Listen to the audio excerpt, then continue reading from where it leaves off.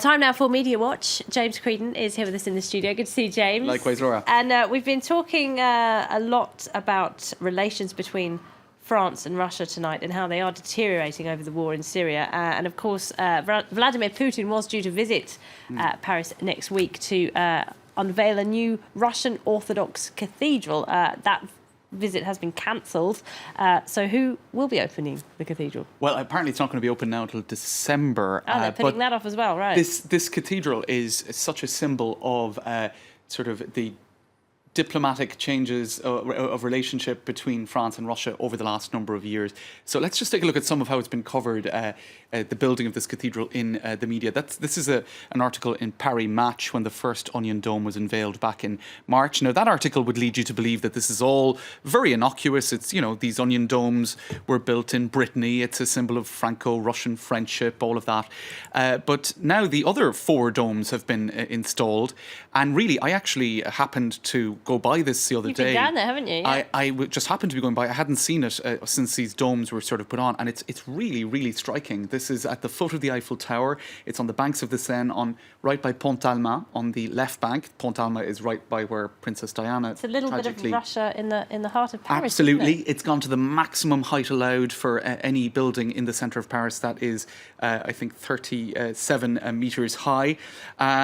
In any case, it's a very striking building, Laura. Very striking indeed. Grandiose, to say the least. And Vanity Fair have got a report on this, haven't they? And they accuse the French authorities of caving into some House of Cards-style lobbying by the Russians. It's extraordinary, actually, if you read this. They've actually broken down this article into 6 series in what they describe as being like a House of Cards style season. House of Cards is a political thriller. That's right. And they just say this is just extraordinary stuff. Basically, lobbying started back in 2005. You had a prince and a businessman by the name of Alexandre Trubetskoy, who was lobbying Nicolas Sarkozy, amongst others. There was a visit of the Patriarch of Moscow, Alexei II, in 2007. This when Nicolas Sarkozy was still president. Nicolas Sarkozy at the time reaching out to religions in a traditionally very secular role of president of France. And so he was received with great pomp.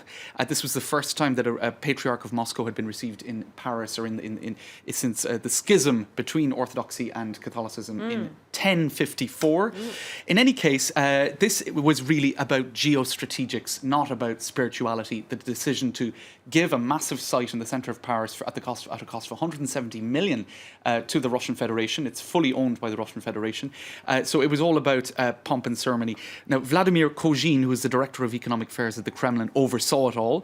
And according to this article, this was about Moscow vying for religious supremacy with the Patriarchate of Constantinople. Now, the Orthodox religion is broken down into 15 different patriarchates. There's no pope, there's no central authority. So Moscow wants to be the preeminent power here. Right. And there was a cathedral in the centre of Paris in the 8th arrondissement that was owned or run by the Moscow Patriarchy, but it was ceded to Constantinople, now Istanbul, in 1930. So this is all about Russia, reclaiming a bastion of power and influence in a city of strategic importance like Paris. Now, one writer also interviewed in this article in Vanity Fair talks about how Medvedev is not the right-hand man of Vladimir Putin. The real right-hand man is the Patriarch Cyril, who replaced the guy who visited Nicolas Sarkozy in 2007. Russian power is a tandem between politics and the church, and there is now a campaign to regain these lost bastions of power.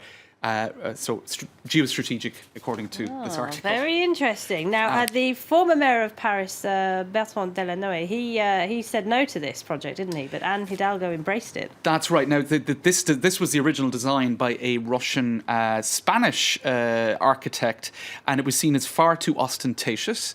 It was originally refused on security grounds, too much glass, it could collapse, etc. But it was really seen as too ostentatious, taking up too much space. So they wanted to Parisianize the design, and we can see that the design is somewhat different, although still quite impressive. Really striking. It's on the Quai Branly, isn't it? Quai Branly, exactly. It's right on the banks of the Seine. Well, it's right down from the Foreign Ministry, right?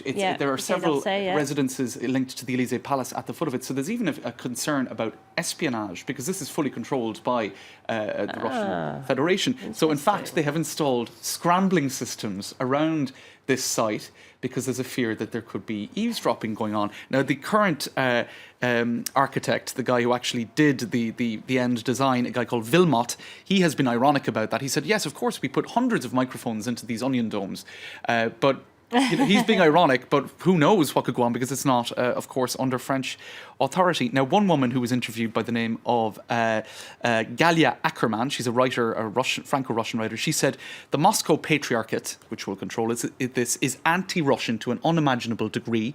They're against all the principles we hold dear. Why allow them to install in the centre of Paris a sort of spying backroom to propagate ideas contrary to our own? She goes on to say, would we allow Saudi Arabia to build a huge mosque in the middle of Paris? Interesting, yes. Nice paradox.